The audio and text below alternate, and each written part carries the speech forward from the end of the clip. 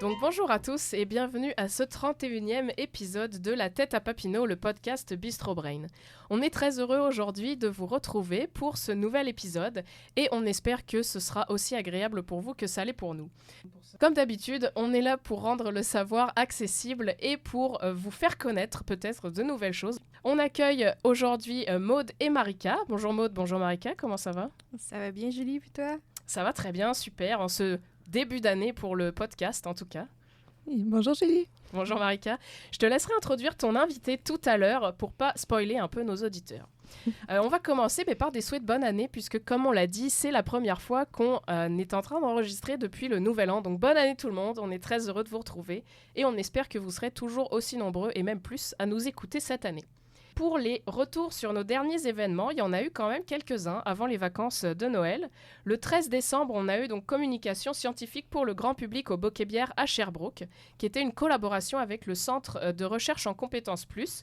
76 personnes étaient présentes. On a eu le 10 janvier Technologie du futur, toujours à Sherbrooke au Bocquet-Bière, en collaboration avec les cycles supérieurs de génie et le 3IT. 137 personnes, donc vraiment un bel achalandage à cet événement qui est toujours très populaire. Le 24 janvier, est arrivé Économie circulaire au Saint-Toublon Côte-des-Neiges à Montréal, en collaboration avec le RRECQ. On a eu un peu plus d'une 50aine de personnes. Les événements à Montréal commencent à avoir du succès. S'il vous plaît, continuez, on est à fond là-dedans. Le 31 janvier, on a également eu Santé à la Chasse-Galerie. C'était notre 100e événement. Et oui, vous avez bien entendu, notre 100e événement. Je pense que même nous, on a un peu du mal à y croire. Et il y a eu 70 personnes, donc également un très bel achalandage à Trois-Rivières. Bravo à toute l'équipe et on est très heureux de pouvoir continuer avec tous ces beaux événements pour le reste de l'année. Comme toujours, si vous voulez regarder ces événements, ils sont disponibles en rediffusion sur notre chaîne YouTube. Assez parlé pour le début de ce podcast, un petit résumé de l'émission et on va sauter direct dedans. En chronique, on va avoir Maude qui va nous parler d'olfaction et de relations. Puis Marika va passer en entrevue notre invité mystère du jour et je vais la laisser la présenter tout à l'heure. Maude, je te laisse tout de suite la parole avec la chronique. Super, merci Julie. Donc aujourd'hui, je voulais vous parler d'amour et d'amitié. Donc février qui s'installe, on commence à avoir cette aura de romance qui nous suit partout, des réseaux sociaux, magasins, avec les cœurs, les cupidons, etc. Mais au-delà des roses, des dates entre amis ou partenaires, j'aimerais ça qu'on parle d'un aspect moins discuté de l'amour et de l'amitié, qui est la compatibilité interpersonnelle. Donc j'aimerais ça qu'on se demande qu'est-ce qui rend deux personnes compatibles. Qu'est-ce qui guide vraiment notre choix de partenaire dans une relation amoureuse ou amicale? Ou plutôt, et là, c'est la question à laquelle j'aimerais que vous répondiez aujourd'hui en studio. J'aimerais ça que vous partagiez vos réflexions. Qu'est-ce qui nous attire lorsqu'on rencontre une autre personne pour la première fois? Bonne question. Moi, je dirais son aura générale, tu vois, l'énergie que la personne dégage. Très d'accord avec ta réponse. J'ajouterais les intérêts en commun. C'est quelque chose, c'est un sujet de discussion qu'on peut, de prime abord, aborder. Et si ça fonctionne, aller voir plus loin. Là. C'est sûr. Marie-André? J'allais dire, au-delà de l'apparence physique, là, qui est comme le cliché, si on veut, mais il y a tout l'aspect non-verbal. Mais ça revient un peu à l'énergie, je pense, de la personne. Mais ouais, la manière dont la personne... bouge, fait que l'aspect physique, mais aussi comment elle habite un peu son corps. Les signes astrologiques, sinon, tu sais, les tests de compatibilité, là, quand on était genre au secondaire, là, à combien de pourcents es-tu compatible avec telle personne? Tu rentres ton nom, ta date de naissance et hop! Très scientifique. Bon, je parlerai pas de ça aujourd'hui, Julie. Bon, je pense que vos réponses le montrent bien. Il y a une chose qu'on peut dire, c'est que l'attraction qu'on ressent vers une personne, c'est vraiment personnel. Que ce soit une attraction là, qui est dans une relation amoureuse ou amicale. Et donc, si je vous disais que notre choix de partenaire est encore plus personnel que nos préférences personnelles. je veux qu'on explore ensemble l'aspect de compatibilité olfactive.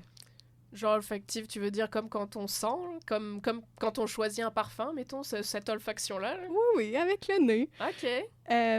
En tout cas, il y a plusieurs équipes scientifiques qui pensent qu'on peut sentir si on va bien s'entendre avec quelqu'un.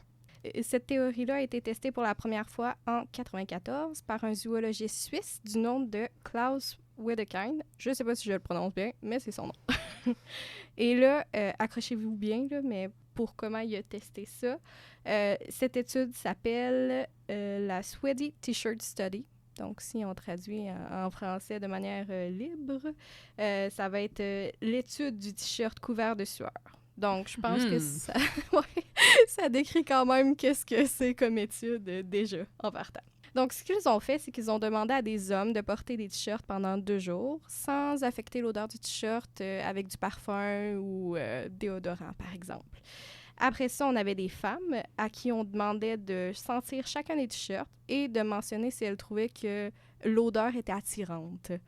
Et donc, le résultat de cette expérience a montré que les femmes étaient généralement plus attirées par quelqu'un qui est génétiquement différent d'elles, et plus précisément au niveau de leur gène d'histocompatibilité. Ouh là là, et gène d'histocompatibilité, ça correspond à quoi exactement? Peut-être pour les non-initiés à ce mot-là. C'est difficile à dire aussi. Clairement. Mais bon, c'est des gènes qui sont importants pour le système immunitaire. Plus ces gènes-là sont différents, plus notre corps est capable de reconnaître des pathogènes qui sont différents. Donc, d'un point de vue de l'évolution, ça pourrait être avantageux de détecter les différences génétiques chez un partenaire potentiel. En gros, ça voudrait dire que si tu as un enfant avec cette personne-là, le système immunitaire de l'enfant va en être avantageux. Avantagé, en fait. Et est-ce qu'il y a des facteurs qui peuvent influencer cette attractivité-là? Donc oui, par exemple, il y a la culture qui peut influencer ça, dans le sens où certaines pratiques culturelles peuvent influencer le choix de notre partenaire. Donc, par exemple, il y a des chercheurs qui ont montré qu'en Israël, on voyait moins cette différence génétique entre les partenaires et ils expliquent ça surtout par le fait que le choix du partenaire, c'est souvent limité en fonction du statut social ou des pratiques familiales. Ouais, donc au final, il faut quand même prendre en compte le reste de l'environnement, mais si je résume, on a quand même une capacité à détecter les gènes d'histocompatibilité, ce qui est quand même fou, hein, quand on y pense, on arrive à détecter des gènes par le nez, Oui. au final. Et ça nous amène à préférer des partenaires qui vont être génétiquement différents par rapport justement aux gènes d'histocompatibilité et finalement à la détection d'infections, quoi. Ben oui. T'as très bien résumé ça, Julie. Et même, j'aimerais ça ajouter une autre nuance. C'est une capacité qui serait présente chez la femme dans un couple hétérosexuel. Et les hommes semblent moins affectés par cette préférence génétique que les femmes. Donc, du coup, si je rebondis là-dessus, tu dis qu'il y a surtout les femmes dans les couples hétérosexuels qui ont cette capacité-là, en tout cas qui l'ont plus. Est-ce que dans les couples homosexuels, ça a été regardé, voire même de manière générale chez les personnes queer? Est-ce qu'il y a des différences? Ben, en fait, j'ai trouvé un seul article qui mentionnait avoir testé ce phénomène chez des couples d'hommes et homosexuels cisgenres. Donc, les chercheurs y ont montré que les hommes homosexuels ressentent plus d'attraction pour l'odeur d'un autre homme homosexuel. L'odorat est donc utilisé de manière différente là, chez ces hommes-là. Et ça suggère qu'il y aurait des facteurs indépendants de la reproduction en jeu pour le choix d'un partenaire, en gros. C'est un peu ce qu'on voyait aussi là, quand je parlais de culture un peu plus tôt, là, de facteurs autres comme la culture. Ouais, j'aimerais ça savoir s'il y a comme d'autres études, parce que là, au final, ce que ça dit, c'est qu'un peu, même à l'odorat, on serait capable comme d'avoir une idée de la sexualité des gens. C'est vraiment très très loin de ma part de dire ça. Il n'y a aucun lien en particulier qui a été montré, en tout cas très fortement, mais ce serait intéressant de voir s'il y a plus d'études qui montrent ce genre d'association. Finalement, l'odorat a vraiment quelque chose de très puissant. Hein. Et tu nous parlais des relations donc plus amoureuses pour cette première partie. Pour l'amitié, est-ce qu'il y a aussi ce même genre de phénomène? Oui, en gros, si on compare ce qui a été démontré pour l'amour à l'amitié, c'est pas vraiment la même chose qui est démontré. Par contre, il semblerait qu'il y ait, oui, un lien entre odeur corporelle et affinité amicale. Donc, les participants d'une étude sur le sujet ont mentionné avoir eu un coup de foudre amical avec des gens ayant une odeur corporelle qui était similaire. Donc là, on parle en fait plus nécessairement des différences génétiques au niveau des gènes immunitaires, là, mais plus au niveau de l'odeur corporelle qui serait semblable, ouais. Et donc ça suggère qu'en tant qu'humain, on a une inclinaison inconsciente à s'entourer de personnes qui ont une odeur similaire à nous. Ok. Et concrètement, si je devais choisir mes prochaines relations ou si je devais juger ma relation actuelle, qu'est-ce que ça veut dire, ce fait d'olfaction-là, concrètement, pour les gens qui nous écoutent? Ben en gros, si t'aimes l'odeur de ton partenaire, c'est un bon signe pour la longévité de ta relation. Puis en plus, vous pourriez avoir des enfants avec un système immunitaire qui reconnaît des pathogènes diversifiés. Quel beau critère. Oh wow! C'est vraiment intéressant. Si je peux me permettre, ça me fait vraiment penser à une étude dont j'ai entendu parler dans un congrès. C'était vraiment un congrès en psychologie. Un chercheur, je pourrais même pas le citer, là, malheureusement, mais qui avait fait une étude sur... dans le fond, il regardait à quelle fréquence les gens, quand ils se rencontraient pour la première fois, souvent, il y a le rituel de se serrer la main. Mm-hmm. Puis dans quelque chose comme 80% des cas, les gens, après s'être serré la main, vont comme sentir leurs mains de manière complètement inconsciente, sans du tout s'en rappeler, sans du tout s'en rendre compte. Là. Puis ils présentaient des extraits vidéo de ça, où, tu sais, de manière super naturelle, juste un petit reniflement du revers de la main. Comme un petit vent là, qui vient dans ton nez. Puis il y avait quelque chose de... peut-être les affinités, mais tu sais, j'imagine, je pense d'un point de vue évolutionniste, là, voir si on peut accorder notre confiance ou si... C'est ça, ouais. Donc, ça m'a vraiment fait penser à cette... Ben oui, ça a super un lien avec ce que je viens de dire. C'est peut-être ça, il essaye de sentir l'odeur de l'autre personne. Ouais, est-ce que je te fais-tu confiance? Il y a eu une émission aussi quand j'étais plus jeune là, en France de télé-réalité qui se basait vraiment sur la première étude là, que tu as mentionnée, celle du t-shirt couvert de sueur, où les gens ne se rencontraient pas, puis ils devaient choisir comme sélectionner parmi un panel d'hommes ou de femmes avec qui ils voulaient avoir des relations en se basant sur le t-shirt couvert de sueur. Ils sentaient puis ils notaient comme les odeurs corporelles. Je sais pas ce que ça a donné pour la longévité des couples par contre, mais c'était vraiment en lien avec cette première étude de We the Kind. Oui. Je sais qu'une étude similaire aussi, on comparait si les femmes étaient capables de repérer parmi, par exemple, 10 t-shirts, le t-shirt de leur partenaire. Oh. Et dans la grande majorité des gens, les femmes étaient capables. Donc, c'est pour dire que l'odeur, on s'en rappelle, on est capable de la détecter.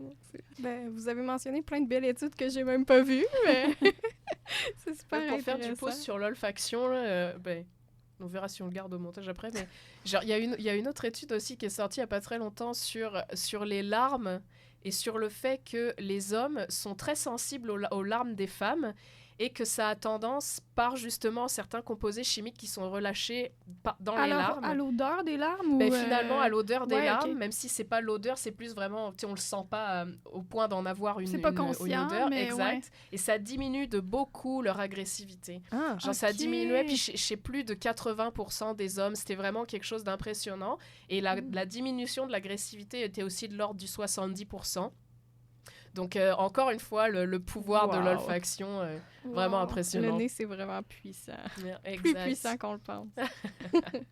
Je pense qu'on peut dire qu'autant en amour qu'en amitié, on peut littéralement se faire mener par le bout de son nez. Exactement, c'est très bien dit, Maude, c'est très bien dit. Merci beaucoup, Maude, pour cette super chronique sur l'olfaction et les relations. On espère que ça vous a plu et on vous rejoint dans quelques secondes après une courte pause.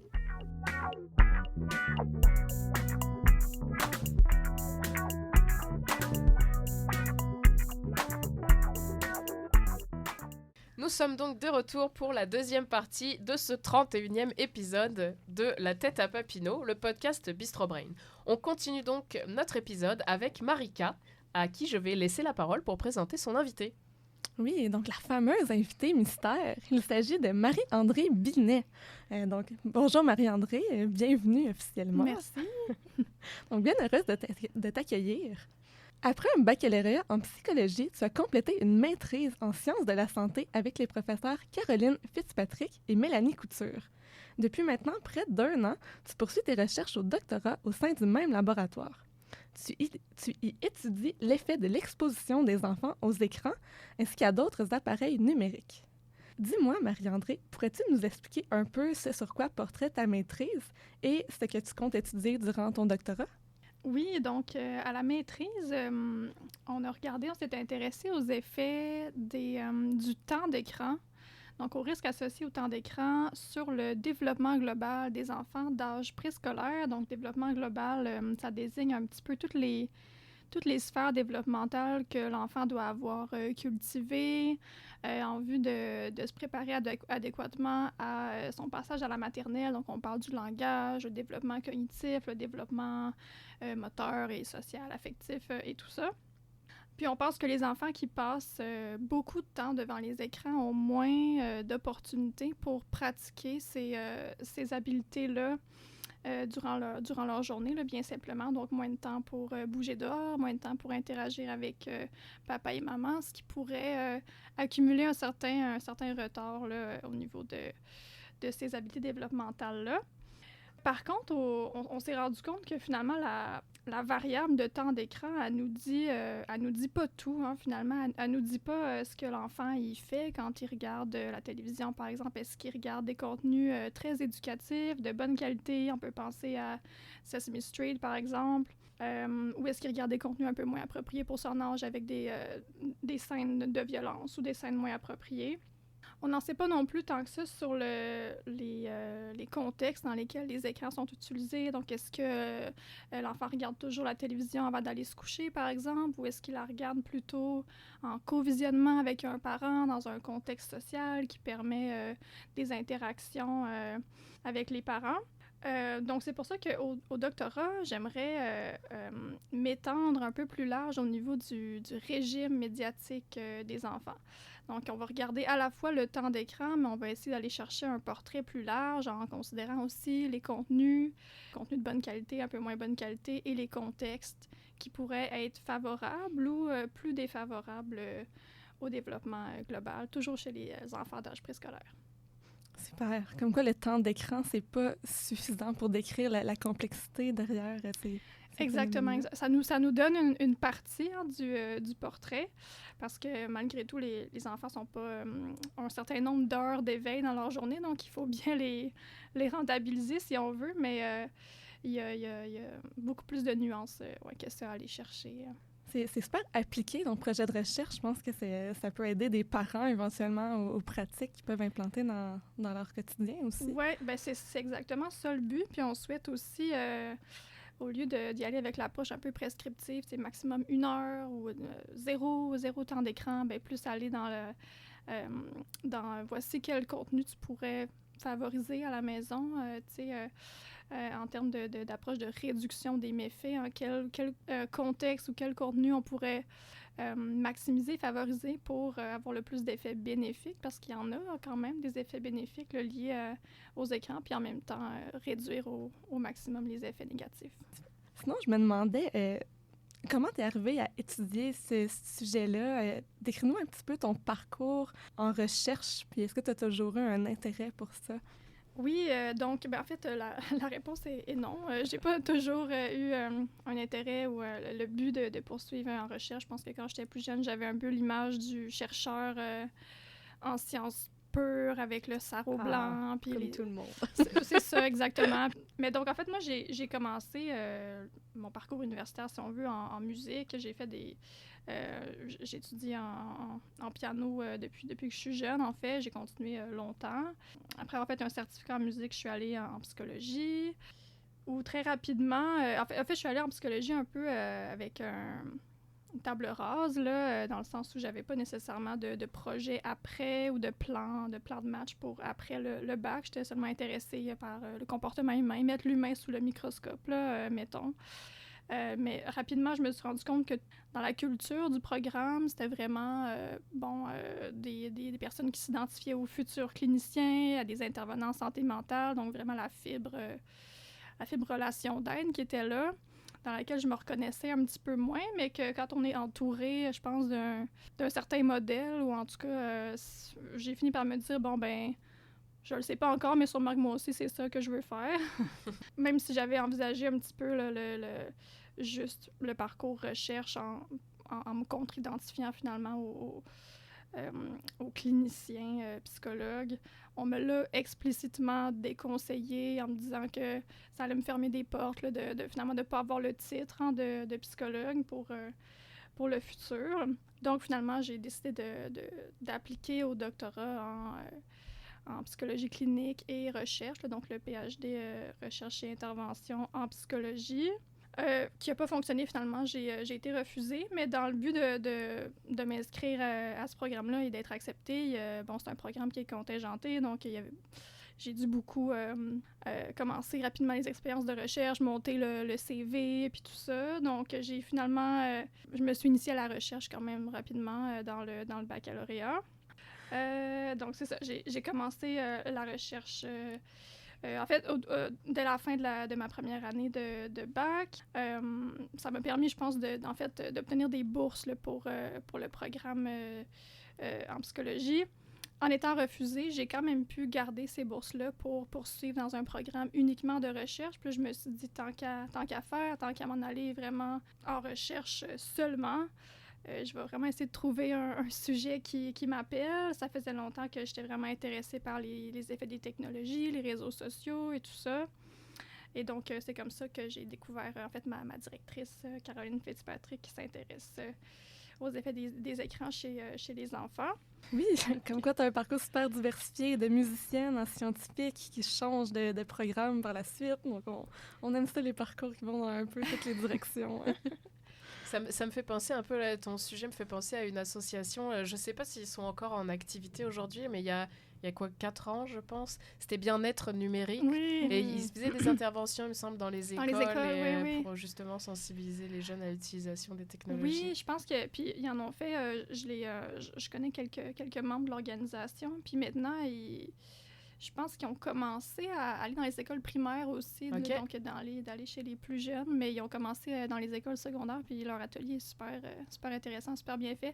Puis ils visent aussi à pas démoniser les écrans, mais... Super. J'ai aussi entendu dire que tu n'étais pas seule pour réaliser ton projet de doctorat, puisqu'en fait, tu es aussi mentor auprès de jeunes secondaires et du cégep pour Initiascience. Est-ce que tu peux nous expliquer un peu en quoi cela consiste? Oui, donc Initiascience, c'est une organisation qui vise à initier les jeunes du secondaire, du cégep à la recherche telle qu'on l'amène à l'université, en les pairant avec une personne mentor qui est soit à la maîtrise ou au doctorat, dans le but que le mentor, finalement, implique les jeunes dans son projet de maîtrise ou de doctorat. Et c'est ce que je fais, moi, cette année. Donc, j'ai été recrutée par Initiascience au mois de mars de l'année passée, mars 2023. Donc, on travaille sur le projet depuis ce temps-là. On vise à monter un projet qui est réalisable par par des jeunes du secondaire, du cégep qui n'ont évidemment pas d'expérience en recherche. Réalisable donc en 1 an, une année scolaire. On a commencé à se rencontrer avec Zoé, Wama et Anissa au mois de novembre, début novembre. Donc, elles travaillent sur les contenus. Je leur fais codifier les contenus préférés des tout-petits. Donc, on a beaucoup de Pat' Patrouille, Peppa Pig. On va regarder sur une banque de données qui existe déjà, mais on va regarder quel genre de score on peut leur attribuer en termes de qualité éducative ou de contenu violent ou de langage inapproprié. Puis, on vise à sortir des résultats vraiment avec ces données-là d'ici le mois de juin, où elles vont présenter présentation de type congrès scientifique dans un symposium avec les autres équipes. Donc, il y a 5 équipes qui participent cette année à Initiascience. Je suis la seule à Sherbrooke. Je pense qu'il y en a 3 à Montréal, un autre à Rimouski. Sinon, je me demandais, qu'est-ce que cette expérience t'apporte tant en tant que personne qu'en tant que chercheuse? Oui, c'est une bonne question. Donc, j'ai mentionné tout à l'heure que j'ai commencé très jeune à jouer de la musique, puis ça m'a donné l'opportunité de commencer à enseigner aussi le piano relativement tôt aussi. Pendant que j'étais au secondaire, j'ai commencé à donner des petits cours de piano. Donc, c'est sûr que mon intérêt à mentorer, je le nourris depuis ce temps-là. Donc, c'est certain que ça, c'est quelque chose que je souhaitais poursuivre dans mon parcours. Au laboratoire aussi, on reçoit souvent des stagiaires en mi-taxe aux étés. Donc ça, j'aime ça aussi, être la superviseure, accueillir les personnes au labo, leur montrer le fonctionnement, leur montrer notre base de données, notre projet de recherche. Puis faire un projet là, avec des analyses. Puis à la fin, présentation de résultats et tout ça. C'est sûr que d'un autre côté, je trouve que les jeunes avec lesquels je travaille pour Initia Science, elles sont plus jeunes que moi, évidemment. Puis je trouve qu'elles ont comme un point de vue intéressant puis complémentaire au mien par rapport aux technologies puis par rapport aux différents contenus. Elles en savent plus que moi, souvent sur certaines choses, les nouvelles applications TikTok, certaines chaînes YouTube qui sont super populaires apparemment auprès des jeunes, dont j'ai vraiment pas connaissance. Certains phénomènes aussi comme les enfants influenceurs là, qui sont très populaires aussi auprès de notre échantillon de jeunes, puis dont j'avais vraiment aucune idée, mais elles étaient comme, ben oui, tu connais pas Ryan's World. Donc, c'est ça, je trouve qu'elles apportent vraiment une sorte d'expertise, finalement, à la table. En plus, une belle valeur ajoutée au projet.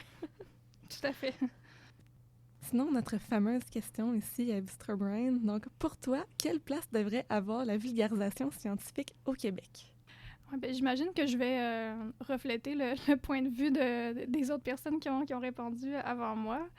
Mais c'est sûr que je trouve que c'est quelque chose qui devrait prendre plus de place au Québec et à l'université comme telle dans notre milieu de formation. Mais je trouve qu'à quelque part, on est sur une voie encourageante avec des projets comme celui-ci, Bistro Brain. Même bien-être numérique pourrait faire partie des initiatives en vulgarisation. Donc, c'est sûr que oui, je trouve ça très important d'être capable de traduire notre expertise, nos résultats, autant à différents degrés de vulgarisation, comme je disais tout à l'heure. Vulgariser aux professionnels, ça demande peut-être pas tout à fait le même niveau que de vulgariser pour la population générale, mais je pense que ça devrait de plus en plus faire partie de notre formation, même d'être capable de reformuler puis de pouvoir communiquer ces résultats-là, parce que à quelque part, c'est le but ultime de la recherche, puis si on passe à côté de ça, on a passé à côté du principal, là, je pense. Bien d'accord. Donc, merci pour cette discussion super intéressante. Et puis, on souhaite bonne chance dans tes projets futurs. Merci. Donc, qu'est-ce qui s'en vient pour toi? Oui, en fait, ce qui s'en vient à relativement court terme, ça va être un bébé pour moi. Félicitations! Merci, oui, je suis enceinte de 21 semaines, donc oui, ça va s'en venir assez rapidement. Sinon, d'un point de vue plus académique, là, au laboratoire, on commence un nouveau projet. Donc, ma directrice a reçu un financement des FRQ pour une action concertée sur les effets des écrans chez les tout-petits. Donc, on va commencer un recrutement pour une étude au Québec. On vise en fait à avoir une population un peu plus diversifiée au point de vue statut socio-économique, donc aller voir les effets chez les populations un peu plus défavorisées. On sait que c'est des populations chez qui on peut observer un peu plus d'effets négatifs des écrans. À suivre pour les résultats de cette recherche. Oui. Merci beaucoup. Merci à toi. Merci beaucoup, Marika. Merci beaucoup, Marie-André, pour cette super entrevue. On te souhaite le meilleur, effectivement, pour tous tes projets futurs de l'année et puis les années qui suivront. Merci beaucoup à tous de nous avoir écoutés pour ce 31e épisode de La Tête à Papineau. Et merci à l'équipe, merci à nos invités, comme je viens de le mentionner. On vous invite à nos prochains événements d'ici l'enregistrement de notre prochain épisode. On va avoir le 14 février à 17h Sexualité, toujours très populaire en plus. Le 14 février, la date tombe tellement à point, au Bocquet-Bière à Sherbrooke, en collaboration avec la professeure Audrey Brassard. Suivra le 28 février la synthèse à Montréal, au Saint-Toublon Côte-des-Neiges. Et finalement, on vous invite à parler de notre podcast à un ami. Et surtout, n'hésitez pas si vous avez des choses à nous dire.